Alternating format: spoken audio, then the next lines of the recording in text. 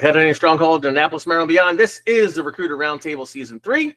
Every episode is an open discussion for recruiters, headhunters, and talent pros, so feel free to participate or just sit back and listen as we bring you topics, discussion, tips, tricks, and more from both industry dinosaurs like Steve Jenkins and noobs alike. Please like and subscribe. And now let's start with Recruiter Roundtable Season 3, Dominating Your Niche. Hey, everybody. How is everyone today? I guess some new, we had them new. So Corbin, welcome, Corbin. Andy's back. Anthony Allen, how you doing? Everybody's here. So I don't know if everybody saw, but we put the 7 steps minus the 8, and we'll talk about one at the end, in the kind of description.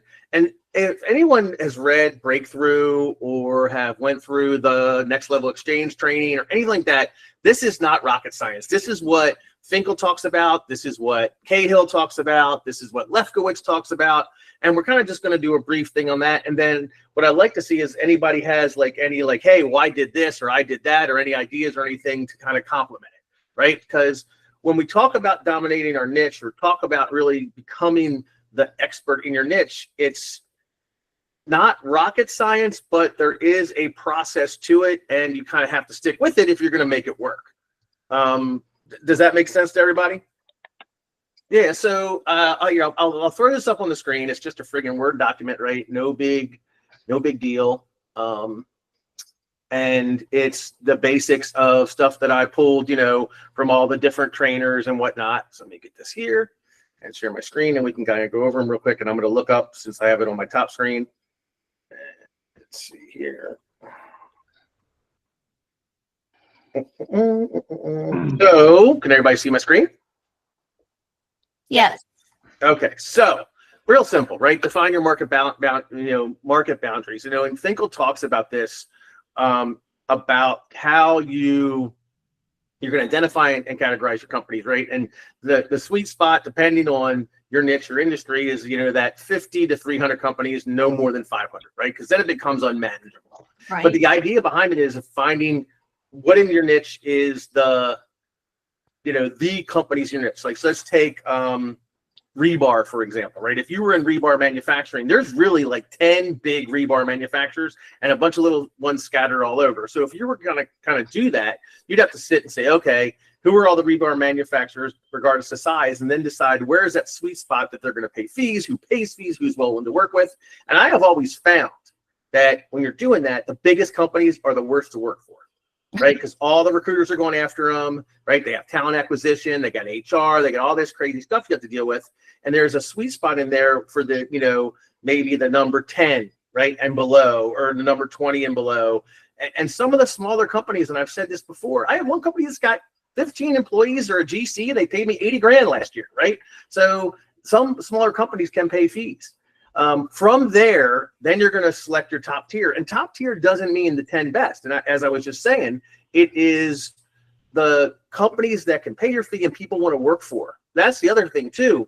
It's sometimes hard to attract people to certain companies because they got a bad reputation or whatever. So this goes back to the market mastery and coupling this with, when you're out there prospecting, we'll get to prospecting here in a second, and asking the right questions. How often do you use recruiters? How many of your positions were filled by recruiters last year? Do you have a pet recruiter, right?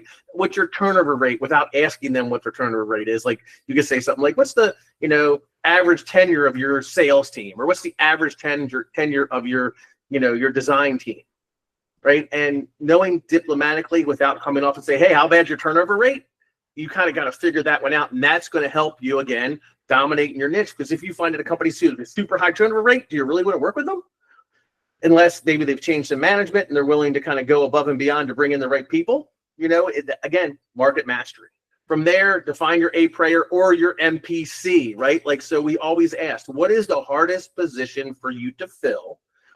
Or what is the most desirable type of candidate in your industry or your niche, right? So for me, and one of my niches, the metal building industry, is structural engineers who have outgoing personalities, can design buildings, but don't care about working in consulting and work in manufacturing. That's an MPC. If I get a call tomorrow from an engineer with a PE and says, Thom, I want to get out of consulting, I want to get into manufacturing, boom. And if he's in the right money range, willing to relocate and all the other stuff that we do, that's an MPC. So can you find that in your industry? And then once you do, we go to number 4, is leveraging that person or marketing your MPC. So let me back up for a second. So when you're looking at MPCs, just because a person says, I'm willing to make a job change and they come from your industry does not make them an MPC. So we can go into a whole talk about what makes a good MPC, but hopefully most of you who are on here or watching this knows what an MPC is, right? So once you find that MPC in your industry and you're marketing them, that's going to take us back to selecting your top tier candidates, because now you're going to be able to ask those questions, right? You have an opener with your MPC. Hi, I'm Thom. I'm wonderful and great. Just interviewed a candidate. Wonderful and great. When would you like to talk to him? We don't have any openings. Didn't call you because I have an opening. Next thing you know, you're in a conversation and start talking about what's the hardest position for you to fill. You talk to 300 hiring managers over 2 weeks, and they keep all telling you similar positions hard to fill. It's the hardest position to fill is a bottle washer, right? Our hardest position to fill is a designer. Our hardest position to fill is a sales rep who has X kind of experience. Now you're kind of realizing, okay, when you come across those type of candidates, and if they're an MPC, now you have a guy to go to marketing with. And then from there, you're also asking, if I come across a guy like this, do you want to know about him?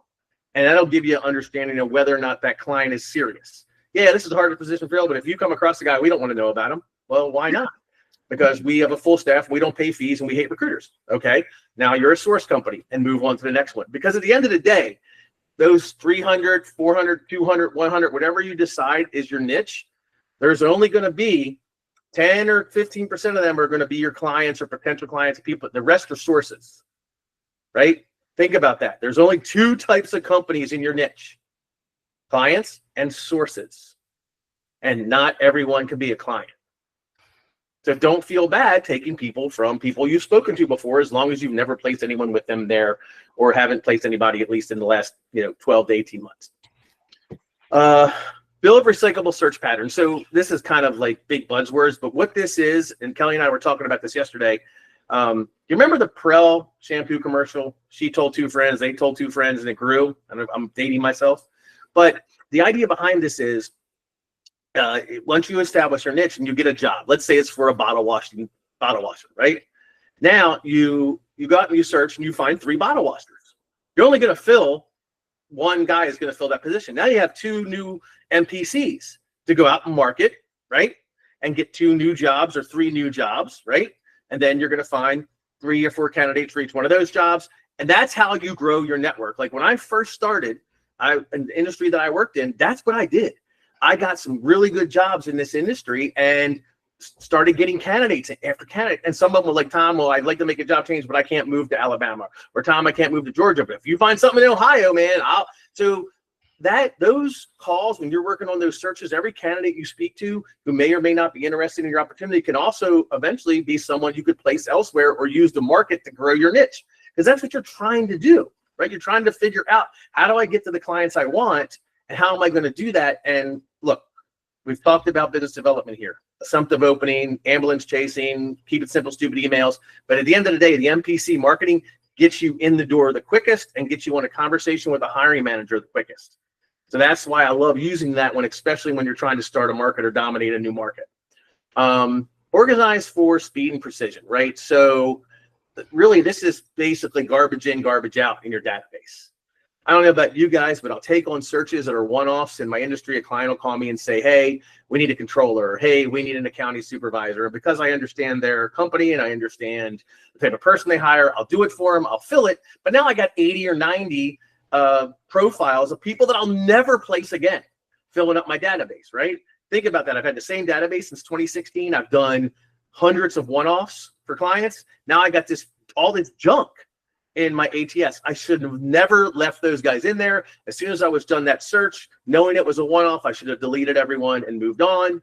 And if you can maintain your database better, I highly recommend that. If you can use tags, if you can only put in the companies you're going to work with, right? The clients you're going to work with, the companies you're going to source from, and all the candidates that are relevant to your industry, you're going to have a much better database that you can use better than I do, right? So when I go into Loxo, and I can search my entire database 18 weeks till Sunday, but I hardly ever do because there's so much junk. And I'm not good at updating the candidates, tagging them, putting all the notes in that's supposed to be in there. And I'm also really bad when I source. I'll do a search, even for in my industry, I'll grab this giant list of people, start calling and smiling and dialing, end up talking to 2. They're interested. I put them in. We get them hired. And then I got all those 80 people I never spoke to before, but I still leave them in there. I don't know why. Just in case, because I'm dumb, because I have ADHD and OCD and I can't delete them. And now I got 26,000 people in this database that I really can't use. So I'm kind of going off on a tangent on this one, but if you're going to dominate your niche, think about maintaining a really good ATS database. It's going to be very important for you down the road when you are dominating your niche. And then maximize high value activities, right? So what are you doing from 9 to 5? You shouldn't be posting on social media, right? You shouldn't be planning, right? You shouldn't be doing non-productive activity. What do we call it, Kelly? Prime phone time or prime activity time is for prime activity, right? You can partner with a sourcer or researcher who can do that stuff for you too, right? As David M.R. said, the important thing to remember is your job as a recruiter is to help companies find people and place them. If you're not doing productive activities to fulfill those goals during prime 9 to 5 time, what are you doing? Right? What are you doing? And that's really, this rolls into what number 8 is. Number 8 is make lots and lots of phone calls and plan after hours. Like the most important 2 things. Make lots and lots of phone calls and plan after hours. Because those who fail to plan to fail, right? When I was young and started in this industry, I've told this story before, MRI, morning meeting, 8 to 9 a.m. 9 a.m., sit down at your desk, check your voicemail. We didn't have email at the time. See if anybody called, write them down. And then 9:30, I'm on the phone. I am pounding the phones until 11:30, quarter to 12, check my voicemail, go to lunch, come back, check my voicemail, 1:30 to 4, I'm pounding the phones recruiting. So in the morning, we would market, and in the afternoon, we recruit. At 4 p.m., I stop, check my voicemail, and then I plan for the next day. What am I going to do tomorrow? From 4 to 5 every day, I planned out my planner, my 50 calls for marketing, my 50 calls for recruiting. We always tried to plan out 100 calls. That was the goal. And you're never going to make your 50 during the day, right? 50 at lunch, before lunch, 50 after lunch. So when you go to your planner, okay, I'm going to transfer the 20 clients I didn't call and add 30 more. I'm going to transfer the 10 candidates I didn't recruit and add 40 more. And then rinse and repeat. That is how we started. So I don't care how you plan, but you have to plan when you come in, like say today, we're done this meeting, you're going to go back to your desk, you're going to work, you're going to do whatever. It's Friday, fuck around like I do. And then what are you going to do when you come in Monday? Are you planned for Monday morning? Do you know what you're going to do Monday morning? Do you know what you're going to do Tuesday morning? Do you know what you're going to do Wednesday morning? That is the key to number 8 of dominating your niche. Plan. Be prepared. What are you going to do? We laid it out how to do it. Are you planning for it every day after that?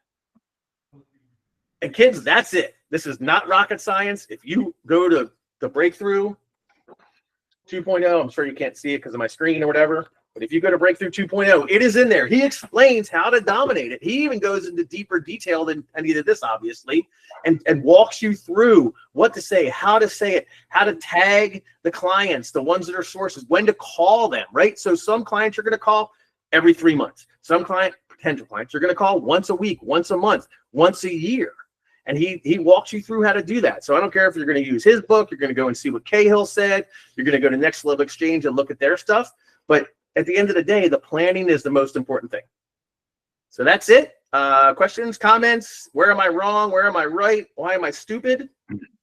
The only other thing I would add to that is making video shorts of repurposed content that you have that you can help establish and get expertise known amongst your target niche. You talk about like for like let's say you go to conference, and you you're having conversations with people, you record it, it's videoed, whatever, repurpose that content. Okay. So that way, yes, again, you're going to get followers of people that are practitioners in that space, in that niche, whether they're hiring managers, whether they're candidates, etc. That's a very good point, Dave. Like, I don't know how many of you post consistently on social media, but it's okay to repost stuff, right? it's okay to repost something every 3 months, every 4 months. No one's going to remember that you posted this video of you talking at a conference, or this diatribe you were talking about of, overcoming objections, or this issue with had someone failing a drug test, right? Anything that gets you good impressions on LinkedIn and good interaction with your clients or candidates or whoever, like, look at that stuff and repost it, or adjust it a little bit and repost it, 3-4 months down the road. I think, it also Dave was saying is good. It also could stem from, let's say, a conversation you're having internally with your colleagues or whatever.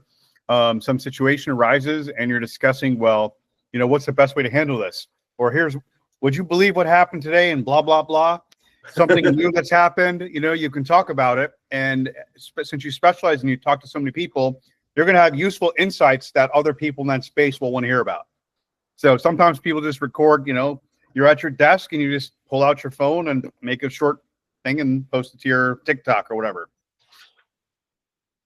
Yeah, no, I mean, that's how many people here utilize videos. I know Kelly does. Do you? I have not seen if you've posted it on Facebook or LinkedIn or not, but I know you utilize it in your drip campaigns.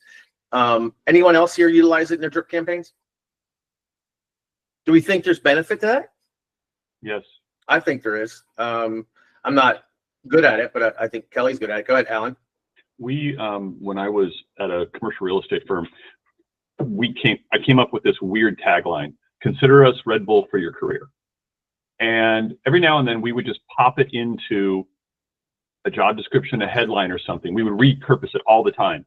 But the interesting thing is we learned that LinkedIn would feed it when you go to your homepage. Hey, Tommy, here's the jobs you might be interested in. It would notice that. So when we made warm calls to these experienced brokers we were trying to steal, oh, hey, you're the Red Bull guys. You did the Red Bull thing. You made the Red Bull comment. Has Red Bull ever tried to sue you for that, or copyright infringement? Like, no, but it made the warm call even warmer. It was very interesting. And yes, the LinkedIn thing I've been doing for what now, a month, and posting the jobs. It's been very helpful. And I think I had talked to a candidate yesterday that I was referred to, and out of the blue near the end, he's like, hey, wait a minute, you did the videos. You're putting up those videos, right? I'm like, oh, geez, yeah. There you go. And I was like, awesome. Wow. And so Mena talks about this in one of his podcasts, that he names specific people that are doing like 2 or 3 minute things here and there. So it's familiarity. Familiarity, absolutely. And I will say taglines, like I posted something about a $30,000 pay gap between civil engineers in certain industries, right? Yeah. And that got so many impressions, and I got like 20 people that sent me 20 engineers. They were all different industries. When I just sent me connection requests and little messages asking if I would talk to them or whatever, or keep them in mind for opportunities. Over that one post, right? That one post got me 20 new connections, and that was the first time that ever happened. And it made me really think how important the tagline was, because I've made other posts that I thought would have gotten more. And Kelly and I were talking about this. I think it was Kelly that said, what was it about the post that made it resonate with people? And I think it really was the tagline of a $30,000 difference. People wanted to click that. Like I made one right after that for helping engineers with STAR questions or behavioral-based interview questions. It got nothing. I thought that one would really get a lot of hits, right? Because I just did one about the pay gap, and a lot of engineers had interacted with it and reached out to me or whatever. And then when I did one for the interview questions, nothing. I got like 120 impressions on it. Yeah, I really think that, go ahead, Alan. No, you're right, because I'm a member of some of the universities, like universities engineering groups, etc. When I used to run the intern programs, and I would put up, here is what you do when you're going to meet with it. Here's behind the scenes what we're thinking about when you come to your school's career fair. Read this before you come. It got like 10 at each school. It got like 10 or 20 reads. It was fast. And I mean, these are students. They're looking for jobs. They're on this board, and you're sitting there going, if you're not reading this, why should I make the effort to do so much for you guys? But then you meet the guys that are the people that are proactive, and they come up and they're interested in blah, blah, blah, and you hire them. But it's interesting that you're right. But You put up a weird thing, and that disparity, cash is king. That was it. Yeah. I'm sorry. Go ahead. Two other ideas that also kind of relate, but if you have a certain niche, especially that's not well known and it's hard to find candidates in, one thing that I would recommend you do is you start a LinkedIn group and maybe a Facebook group, and you push content and you basically add people to it. And if you control the content and moderate who joins, you can have a rich group over time, and a place that you can quickly place people from by posting your jobs and whatever, and get dialogue going. And then another thing you can do is make like a newsletter or like a podcast or something where you like interview people who are willing to join on. Like maybe somebody won an award in the space, and hey John, or hey Dominic, I saw you won an award for the latest AI advancement within your website. What did you do? And then just like make a short, even if you interview them for like 10 minutes, you can make shorts from that even. Again, and that's another way you can get it out there too. That's a good point about the groups, the market domination we were just talking about. Like Ernie has a group that he created for food manufacturing. He's the sole owner of the group. He can do so much in that group. Now, it might have gotten out of control. I wish he was here because it's got like 30,000 people, which is probably a little too big because it's got people from all over the world. But you could. I think that. How do you get that started? Like I always feel like if I was to do that, is that almost like a full-time job trying to generate content? It's organic. It's organic. You do it as part of your. I've had to do it 3 times. You basically start off with the group, and you figure out how you want to do it and what kind of people you want to put in there. You don't invite everybody, right? But you invite the people that you have great conversations with. You say, hey, I got this exclusive group, specifically for blah, blah, blah, that does what you do. We talk shop, and wanted to help connect you with other, top, experts in this space, whatever. And you use that as and you put content and stuff in there. And maybe you have, newsletters or conferences or things that you learn about that you maybe use for collateral, and you can post it in there. And then you can have people share articles or share articles. Again, you just add some value to it and encourage them to dialogue amongst themselves. And then, control it and then use it, but it's multifaceted, and you can use AI you record the content, you can load it into your AI and make video shorts from it. And, that's why I think one of the reasons why Ben Mena does the conferences and the podcast is because he gets his name out there, and it's ultimately people know it, and he gets clients, and it comes back to him full circle, right? It's giving I forgot who it is, but there's a famous person that uses giving back a certain percentage of their time as part of their like investment out there for free, and it comes back to them tenfold. I believe actually Trish and what's his name? Well, I know that's part of it, but I've heard about it. There's other famous people that do it that I heard about before, and it works. When you give, you get, and it's weird that it works that way, but that's how it is. It's like a boomerang. I don't know how else to explain it, but if you can do that and leverage the tech, let's take my favorite, bottle washing, right? So if bottle washing sales group, right? Let's call it the LinkedIn private group for bottle washing sales reps in North America. So all you would be doing is constantly marketing that group and all the content around bottle washing sales reps, inviting bottle washing sales reps, and making content in the group that makes it attractive for them to join. Is that the long and short of it? That's part of it, yeah. But it's also like you would be pushing out the content from the conferences and whatever, let's say short conversations you have, and making little shorts with that. So it's part of it's the branding part, right? It's establishing yourself as an expert in the space, and making yourself known and familiarity, like Alan said. But by having that group, you're going to have the gold mine of the people. So this way, they know good people. They'll refer their friends and say, hey, John, or hey, Thom, Kelly is a great bottle washing salesperson that I used to work with at blah, blah, blah. I think you should let her into this group or talk to her, right? So you would basically control who comes in by inviting them. I wouldn't like market the group itself. It'll organically grow over time, but it's quality, right? It's garbage in or garbage out. So if you control the who's in and who's out, it'll basically make it grow organically. It doesn't have to have, like you said, 30,000 people. But if you just grow it, Yeah, it grow it slowly, slow and steady, but focus on quality. Just like That's I would a really good add to the dominating your niche. I mean, yeah.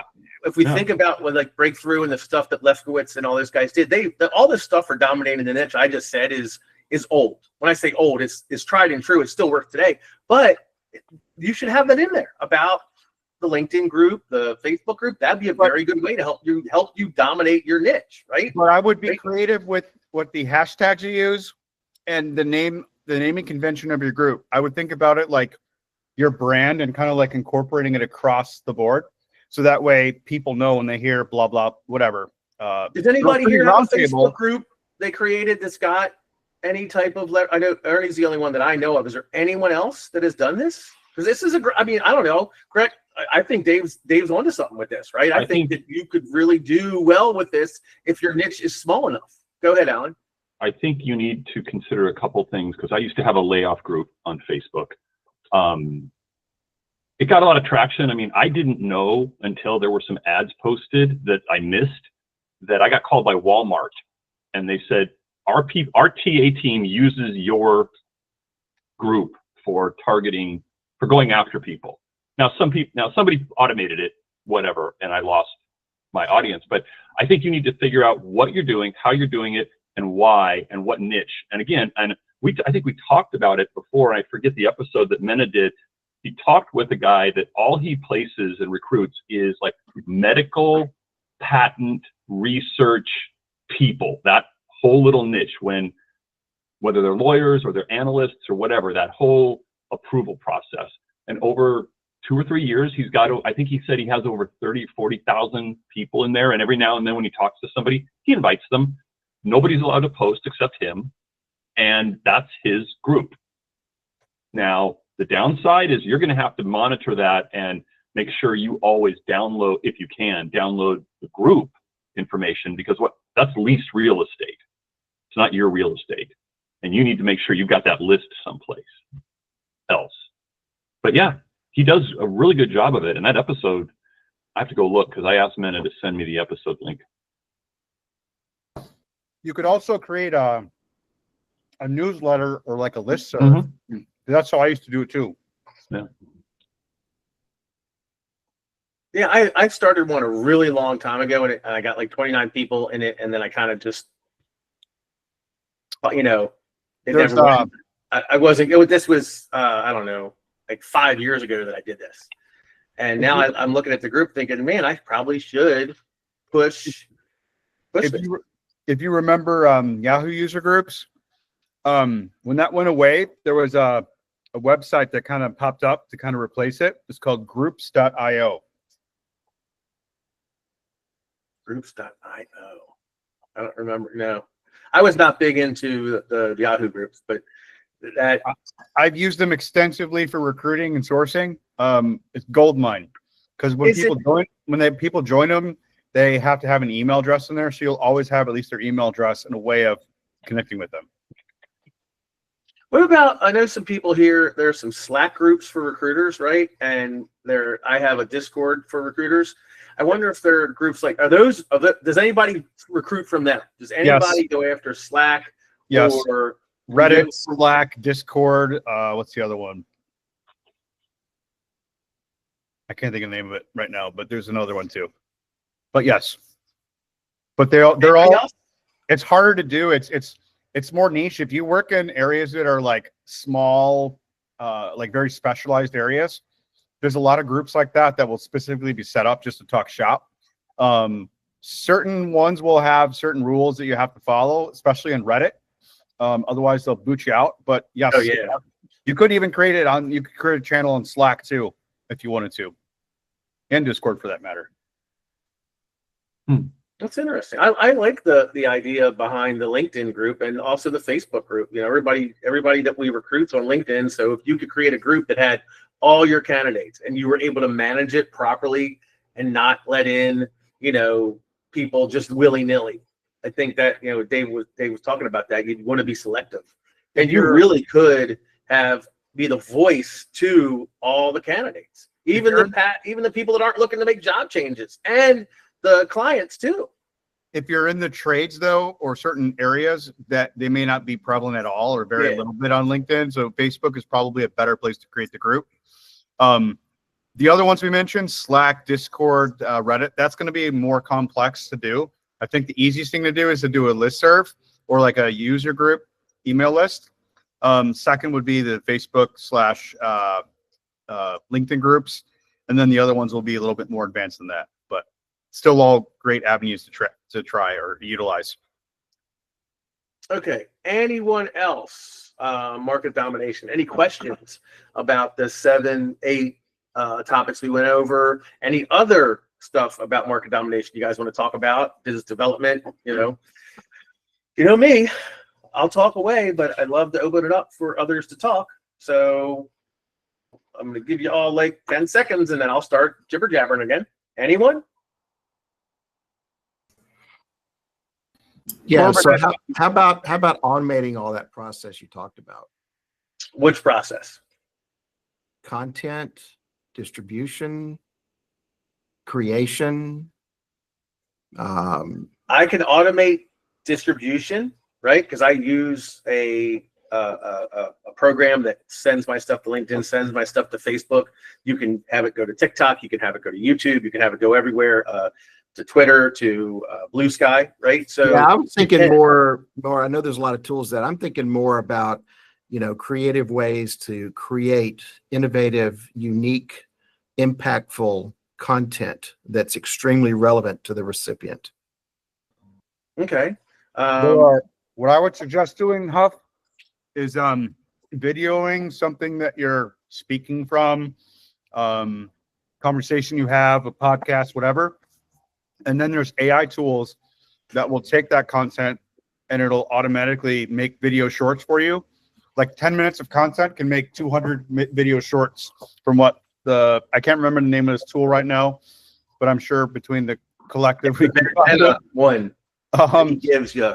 But there's basically, it'll make the content for you, and then you can load that content into tools like Thom's talking about that will push it to your socials for you. Okay. All right. So Opus.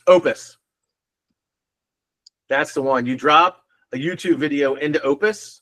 I think that's the one, and it'll grab all these clips, put in little titles to them. I don't know if everybody saw on the YouTube channel, we have a bunch of shorts. Some of those shorts were made from Ben when I was on Ben Mena's podcast. He sent me all these clips, and he sent me, hey, you get 1 or 2 times to use Opus for free or whatever. And so I made it with some other videos we had. So yeah, you could, Huff, if you spoke somewhere or one of your roundtables that you do for your executives, right? You could take that content and make that into shorts that'll go on TikTok, that'll go on YouTube by dropping it into something like Opus. And it just takes, you drop it in there, you come back an hour later and there are 30 shorts for you, right? And then you can just decide, maybe you don't want the ones that have any of your clients on there or whatever. You can adjust the length if you want, part of it to come off or part of it to come on. So that could be a way to automate it. But at the end of the day, you're going to have videos of you speaking, right? And then drop it in there. I've never, and I should. We should drop all the roundtables into some of these short makers and see what good. So if you're doing that in say Google Meet or Zoom, and you've got the multiple windows, and you don't want to display all the other windows, how are you recording that? Just you. Okay, so on Google Meet, it only shows, like right now, anybody who's watching is only seeing me. They're not seeing any of the other windows. So right now, while we're streaming, and then when you go to watch this video again, you will not see anybody unless they speak. So somebody speak right now. Speak. That just showed up while he spoke, just for that quick second. And now it's back to me. So you're never going to run into that issue where you're going to see this big screen of all. Right now, if you're looking at your screen, you probably see all of us, right? Right. But if I show you if I go to the live stream that's happening right now, it is just me speaking on. So that's a Google Meet setting. That is just standard setting. You cannot make it like Zoom. You can do that. Yeah, you can also pin the screen you want recorded the entire time too, that never shows anybody else talking. I could pin myself right now, and when you guys talk, you'd be in a little corner box, but my face would always be shown. The way that I have this set up is so whoever talks, they get a full screen. So right now, while this is streaming, right, if Jordan starts talking about his trip on vacation and why he grew a big beard, it would show him the entire time talking. It wouldn't show anybody else. When he was done, if I said, hey, that sounds cool, like I'm doing right now, it's going to show me. So if you record any of your videos, it's the same way. So when you drop the shorts in, it will grab shorts of other people who speak, but it won't show all the people like you see right now. Same with Teams. Now, Zoom is another story. I know that I've seen some Zoom videos like we're doing right now, which it'll show this view right here live streaming with Zoom. And I don't know if you've ever watched like live streams where there's one guy people call in, right? He'll pin himself, and then that person talking will show up at the bottom the whole time, right? So, but I don't think you have to worry about that. What I think you were worried about is some of your clients that you advise coming on the videos, but they would never be on if you're talking. It would just be you. I mean, anybody? I mean, correct me if I'm wrong. Anybody else want to comment on that? Because I think that's correct, right? No? So then I guess you just connect it to your social media accounts and it automatically distributes it. Well, if you use the like a software that I'm using, right? The Socialmonios, yeah. Like once I get something I really like, right? So let's say a really cool video. I drop it into Socialmonia and I tell it where to distribute it to. Send it to LinkedIn tomorrow at 4 o'clock, send it to TikTok, send it here, send it there, wherever. I can put it in queue. I can have it reposted. If you're looking for a way to manage this kind of stuff, what I would recommend you do is you create what's called a content calendar. The main thing if you're going to do this or when you start doing this is to have consistency and to post relevant content. You don't want to overpost. You don't want to post the same crap across all platforms either. You want to post what's relevant to the appropriate platforms, right? Because otherwise it isn't received well. It's considered just spam basically if you put everything on across all platforms. So a content calendar would be something like, on Tuesdays I'm gonna post something about for my clients, whatever content you want to show your client. On Wednesday or Thursday I'm gonna post I don't know, something for candidates, and then maybe Friday you post something about yourself and your business, right? Like just be real, be your authentic self, but basically post the content. It helps build your brand, build awareness, you'll get followers. But it's just, again, it doesn't have to be anything significant. Like how many people get bored and you doom scroll and you're like, oh, I like that person on, that's a hockey commentator or something, whatever you're into, right? There's people that you find that post content and stuff. It's similar to that. And then companies will approach you to have you be an influencer. Like I was an influencer this past week for Juicebox. They mailed me a care package and wanted me to post a picture to my socials that basically showcased me opening a package, right? So there's all sorts of different things that can come as direct result of it. I didn't get paid for it, but I got a Meta glasses basically from my care package. So different ways of doing it. You just basically get your name and stuff out there, and it helps with when you make that call or when you reach out to someone in your space. Oh yeah, I saw your videos, and again, familiarity, like we've been saying, basically. So here's a content calendar that he's talking about. 1 second, Jeff. Here's a content, and it shows personal branding, client-centric, candidate value, thought leadership, client-centric, candidate value. I mean, this is a simple one, but it shows like how to stay consistent with the stuff that you're posting. And also some of the algorithms, carousel posts work really well, polls, videos, obviously in picture, like videos, I guess, is one of the top ones. If it's a good video and it gets a lot of impressions, LinkedIn pushes all of that to the top, right? So the algorithm of the people that are following you or that are connected with you, if your content's getting lots of impressions and interactions, it pushes it to the top. And it also does if it's a certain type of content, videos versus just a text post versus a carousel versus a poll, if that makes sense. Yeah. So the next question I have is, this is very time consuming, and is it really the best use of your time? Does it really get do you get an ROI on this? Do you get a return? Can you contribute? Can you add it to, uh, can you tie it to revenue actually generated?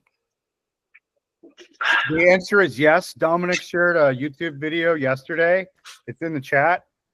If you watch this video, it'll explain how the power of if you use some of the AI tools we're talking about in conjunction with social media and automation, it's a force multiplier. So I think, I mean, my opinion is I haven't figured out how to kind of like figure out what the ROI is, right? But I can tell you that like that one post got me 20 new connections. I'll place one of those guys for a $25,000 fee. I don't know how you determine, but that's fucking great to me. As far as I'm concerned, all my LinkedIn posts make me $25,000 fee on a guy I never would have gotten before. It's worth it. 3 years of LinkedIn post, if it got me one person for a $25,000 fee that I had never gotten before, I wouldn't have found otherwise or whatever, like that's worth it to me. I don't know how to figure Think out about this the actual too. ROI. It's hard to tie in an ROI. You just gotta put it out there. You'll see it come through. But also, when you see your post, look at the analytics and take that, throw it into ChatGPT, and say like, okay, for me, C-suite executives in logistics in Metro Detroit are looking at me hard, right? So I'm gonna hit on their pain points. Then I'm gonna look at the companies they're coming from, and like, okay, what pain points are those sales managers at these specific companies having right now, and then tailor my content towards that.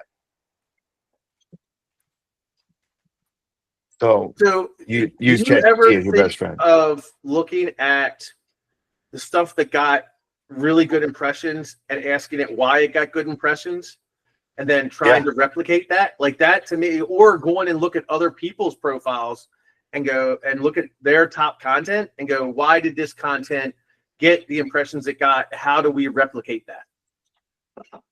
Yeah, like you can create a prompt for that. Hold on, sorry, I've been doing something. Let me jump back into this conversation.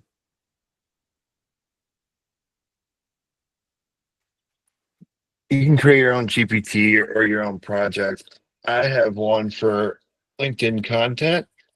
There's a guy that I really like who posts amazing sales posts.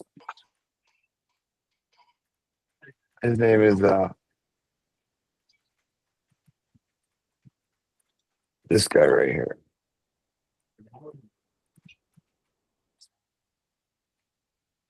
Probably some of the best posts because I also see it and I align with it. That guy's post on sales positions in software sales, incredible. Spot on.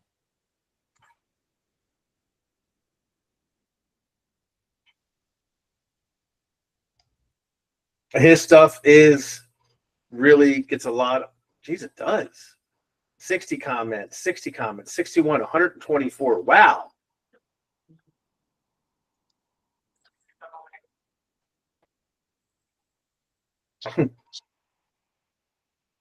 And none of his stuff is really. No, that's an AI prompt that spits it out for him. And just read the Emerging Capital's new GTM report. It's the most brutally accurate snapshot of business SaaS I've seen in 2025. That got 124 comments and 19 reposts. That doesn't even sound intriguing, but I guess for your industry, it probably is. Oh, it is.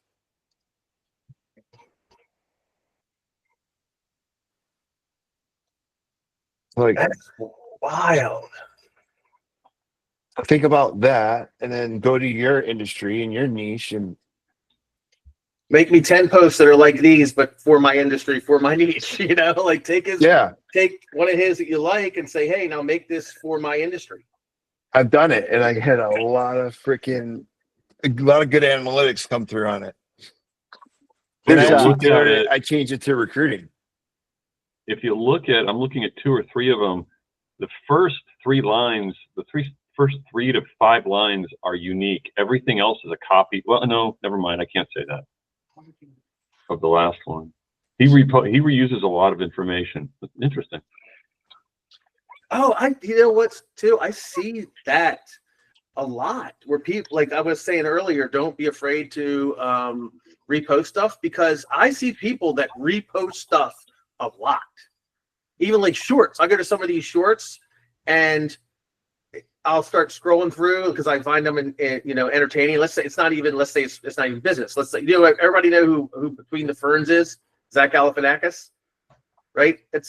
He's funny, right? And the bloopers, there's one channel that's got all these videos. I started the other day, I was just doom scrolling because I didn't have anything else better to do. I think it was doctor's office. And it was like every fourth video was a video he already posted. Like there was only about 50 actual organic real videos, but he had like 600, and they were all the same ones. He would just repost them every week or 2 weeks, the same exact video. And you see this giant content, all this stuff, and it's the same stuff. So I mean, that's maybe we get too anal, we get too worried. Oh my God, someone's gonna see and say, "Oh, you've already posted this." We're not that famous. We're not that popular. Who gives a fuck, right? We watch reruns on television. I mean, I watched Law and Order season 3 again last week. I've seen it 3 different times. Like that's interesting. That's interesting. I'm going to try that. That's a good idea, Dominic. I'm going to take this guy and I'm going to replicate a lot of his stuff to my industry, to my niche. And then I'm also going to take a lot of the shorts that I have and just start reposting them again. Yeah, it's just constantly being top of mind. If you watch that video that I sent yesterday, it hit spot on. Is this the one from biggest social media AI opportunity ever? Yes. Every business owner is knowing. Okay, yeah. RightWorks. What's RightWorks, Dom? I don't know. Okay, but this you think this hour-long video it's solid? Watched it twice. Damn. Oh, I'm 1.5. Oh shit. What? Okay, guys. Oh, I'm so sorry, Tommy. I just got it. No, it's phenomenally good. I sent a candidate to a client. You'll get this, a scheduler, and in construction, a scheduler. Oh, okay. And Yeah, okay. And I just said, look, you're not paying enough. I got one guy who might be able to make the drive, blah, blah, blah. I just got an email, and I threw that out there 3 weeks ago. I just got a thing from the internal guy. Hey, Alan, we just made an offer to Peter. He accepted. He starts blah, blah, blah. The base salary is X, so send us the bill for Y. I love those. Oh my God. I'm gonna hold on. I'm sorry. I'm gonna go tell my wife real quick. That's a Good Friday. Yes, it is.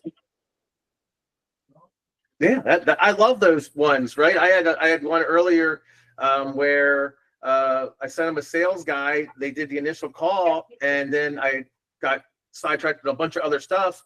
They loved him so much they flew him in the next day, didn't tell me, and made him an offer, and he accepted. I love those.